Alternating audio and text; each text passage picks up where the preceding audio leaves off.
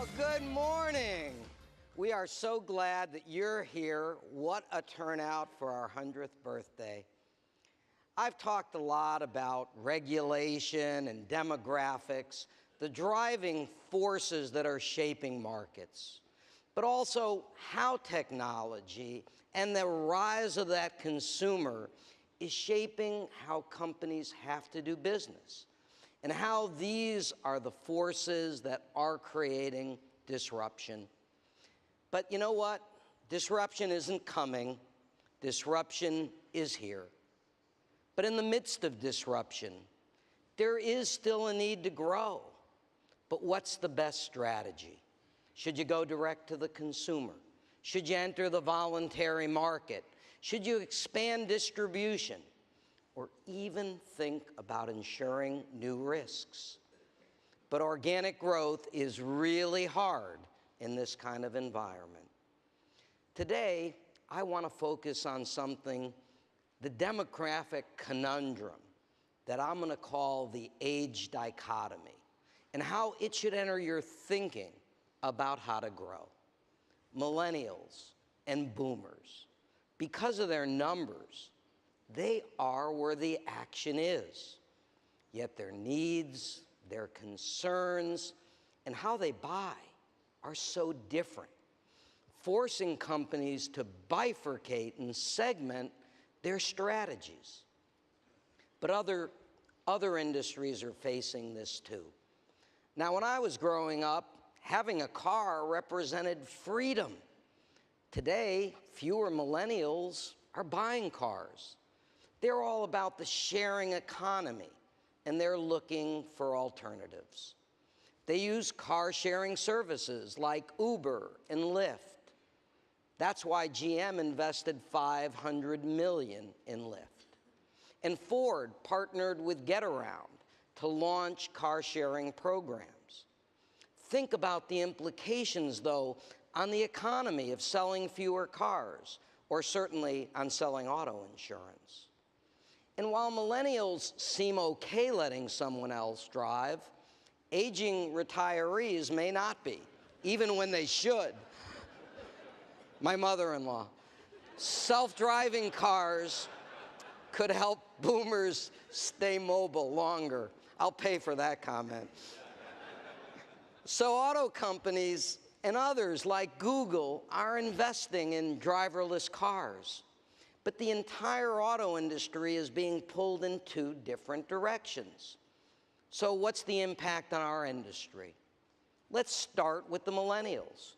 They're about a quarter of the population in the US and worldwide. They are the future of our industry. So it really is important that we understand their expectations and their preferences. Now, you may have seen urgent care facilities popping up in your area. It's in part because of the changes in our healthcare landscape, but it's also about millennials. 6 in 10 would prefer to get their health care from a retail or urgent care facility. As a result, the number of health clinics has skyrocketed 500% in 10 years. For them, it's about convenience and value. Now, the good news for us is millennials are getting older, and they are taking on responsibilities like home ownership, raising families, and they really are interested in protection products. Our new ownership study found that 70% of millennial households own some life insurance. That's 10 points higher than in 2010, and their ownership of individual life has increased 48%. Yet normally they only want to buy what they'll actually use. And like cars, they really only want to pay for it when they need it. Unfortunately, our business doesn't work that way. But marketing cash value, that component, can be very important and attractive to them because they get something back. And our studies show that millennials are also interested in combo products. Why? because the benefit from the cash value comes to them whether they need long-term care or not. But of course, we need to effectively engage them where they are, through social media and mobile, because that's where they're looking for information. You know, they're always on their phones, but think about how they're being bombarded with ads and information. Some believe as many as 10,000 times a day. How do you break through that noise? Remember, they are value conscious. 3/4 of them are more likely to purchase using a loyalty or discount program. How many of us offer those? But even how to communicate with them is changing. You might think you're current because you've built a strong social media strategy, but you may need to change your thinking yet again. In 2015, more people were using messaging than social media. The pace of change, it's constant. I get appointment reminders from my doctor through text. Are you helping advisors do this? Banks are using text to confirm deposits, hotels to confirm reservations, and even municipalities to let people know about storms and emergencies. Could you be doing promotions to existing clients using messaging? Or even sending them updates on underwriting or claim results? 98% of texts are read, and 90% within 3 minutes. Compare this to the open rate for emails at about 20%. How else can we better engage millennials? What if someone designed a program to reward policyholders who acted as brand ambassadors and referred their friends and their families? A lot of millennials might be interested. And we know referrals work. That's why we've been telling producers to do that for decades. The same techniques can work, but we have to adapt them to the new technology. Now, everyone assumes millennials are only interested in interacting online, but that's just not what the research says. Millennials are more likely to use real estate agents than the prior generations. And the same is true with travel agents. They may do a lot of research online first, but they're happy to leverage the knowledge of a travel agent who's willing to interact with them on their terms. When we ask how millennials want to buy life insurance or other financial products, they say they want to work with an advisor. They want help. Regrettably, we know that in the post-DOL world, that's much less likely to happen. While the millennial market offers significant future opportunities, boomers represent now, and they control most of the investable assets in the U.S. They are the other half of the dichotomy. But what's on their minds? What will they be concerned about, and what risks will they be willing to insure? S&P said no other force is likely to shape the future of national economic health as the aging of the world's population. The cost of caring for the elderly will profoundly affect the growth prospects and dominate public finance and policy debates worldwide. Are we really thinking about this as we develop our strategies? Are we creating products and services that will address their needs? Are we really thinking about both ends of the age dichotomy? Executives and companies who ignore demographics do so at their own peril. 37 million boomers have one or more chronic illness.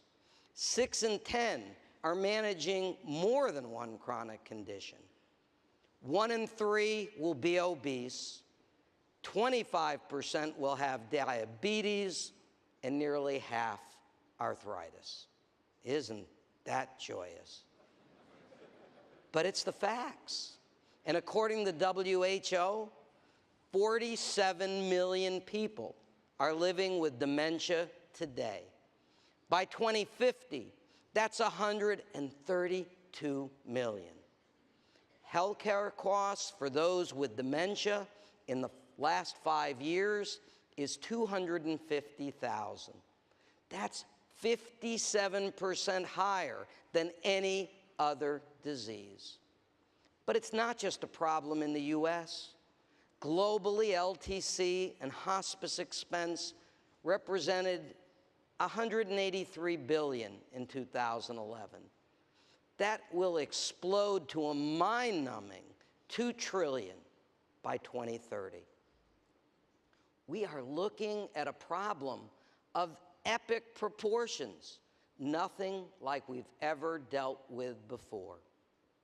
And with people were asked about the scariest disabling disease, 53% identify Alzheimer's and dementia, only 26% identify cancer. So this is what's on people's mind. Yet, policy count and premium for standalone LTC are plummeting. Only 7 million Americans have LTCI, and the number in in-force contracts declined in 2014 and 15. HHS predicts 70% of seniors will need long-term care by 2025. That's 45 million. And we know it's one of the top financial concerns for people when they think about retirement. But you know, there are other reasons this is going to be a bigger issue. Did you know that 30 states have laws that could hold family members responsible for long-term care costs? Now, these rules haven't been actively enforced, but they might be. There was a judgment in Pennsylvania against the son for $93,000 to pay for his parents' long-term care. Excuse me, bill. And while people know they should have it, in fact, few actually buy. Now, we know more carriers have exited the market than entered it. But my question is, can we continue to ignore such a need, such a potential market? We need more and very different innovative solutions, products that have never existed before. Now, some companies are looking at LTC through a different lens. As a result, there's been a significant uptick in combo sales. Companies that saw these increases listened to our research that people wanted combo products. Excuse me. Now, non-retired boomers and retirees hold $26 trillion in investable assets. That's 84% of total U.S. investable assets. Once they're retired, will they be concerned about saving for retirement? Few will be buying life insurance, and they sure won't be buying DI.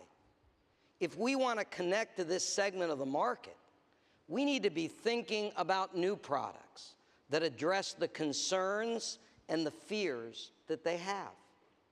Now, we are seeing some innovation, especially from those that have been long-term leaders in the market. Genworth has just introduced an individually underwritten annuity to cover long-term care.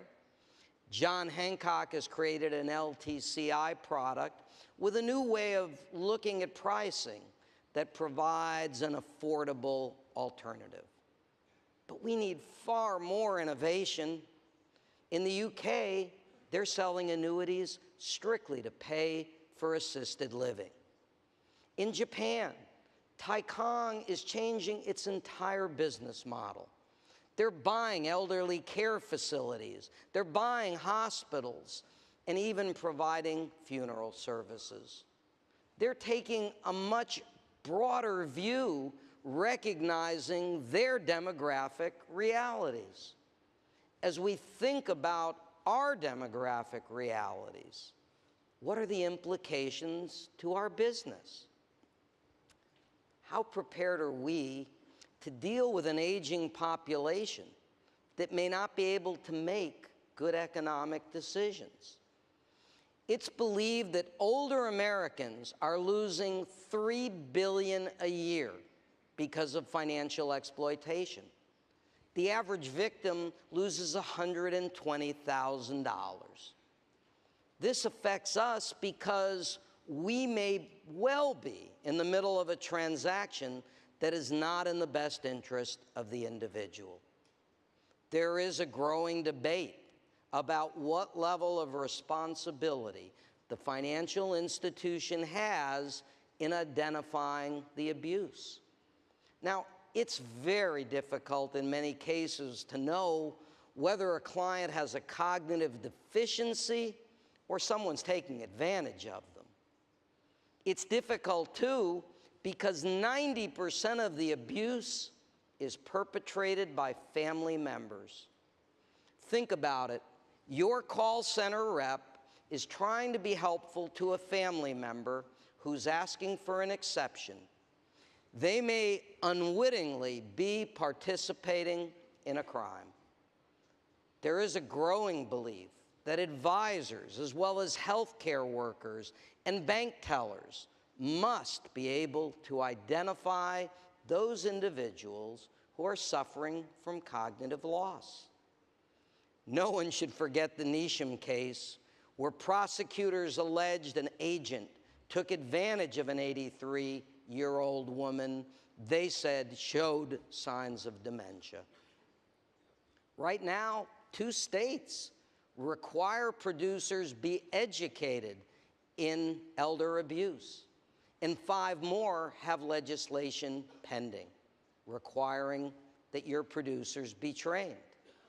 Now, LIMRA's responded by creating, in collaboration with our members, an elder abuse detection training program. It's on our compliance and education platform. Producers and companies will increasingly be held accountable for not identifying and not reporting abuse or perhaps even cognitive loss.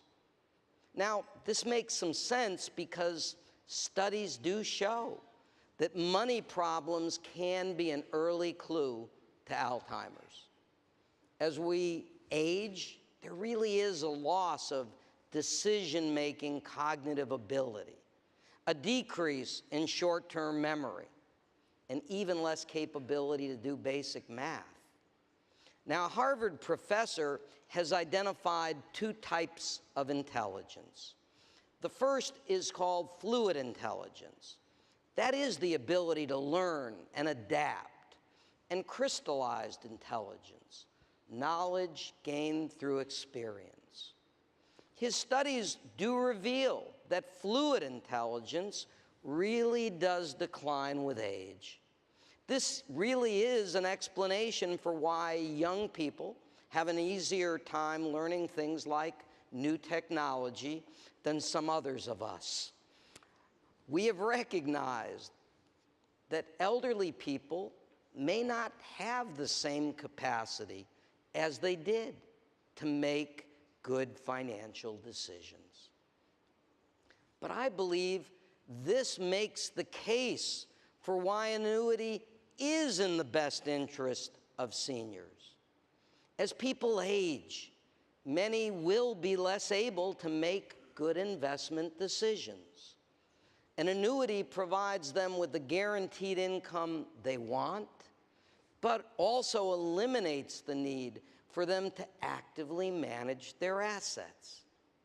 Wharton professor Olivia Mitchell, she thinks so too. She's a proponent of payout annuities because it brings peace of mind and takes decision-making out of the hands of those who might be less capable. This is why the DOL rule is so frustrating to me. The demographics are clear. More people need lifetime guaranteed income, and more people are going to be less capable of making good decisions. Yet advice will be difficult to get. I believe the new DOL rules represent a seminal moment in the history of financial services that will have far-reaching implications. It represents the first domino, causing a chain reaction. It will certainly transform distribution and products, but will indeed transform the financial services landscape.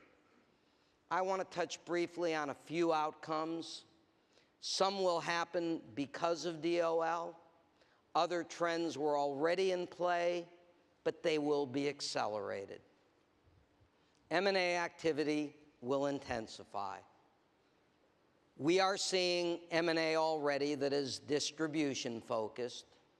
While some carriers view distribution as an opportunity, others see it as a possible liability. But again, this is just the beginning. We see companies like LPL rethinking their future, and others in the BD space will come together to create scale. It just may be too expensive for some to exist. Some companies will look for dance partners to gain scale, broaden access to new markets, and achieve other broader strategic goals. Now, we've seen this for a few years now, but it will intensify. Others will make acquisitions to gain technological capability, whether that's buying a robo-platform or a fintech solution. And you don't have to be a fortune teller to know the cost of doing business will increase materially. Another outcome is consumers will have less choice. Merrill Lynch announced it would stop selling commission-based products in IRAs and migrate to a fee-based structure, but others will follow. But I can't help but wonder, are there other people like me that believe I'd rather pay a commission on a transaction than pay an ongoing fee on my assets? But there will be less choice on many fronts as companies look for a more uniform way to provide advice. Now, the industry argued that people will have less availability of advice. And already, on our early surveys, that looks like it's what will happen.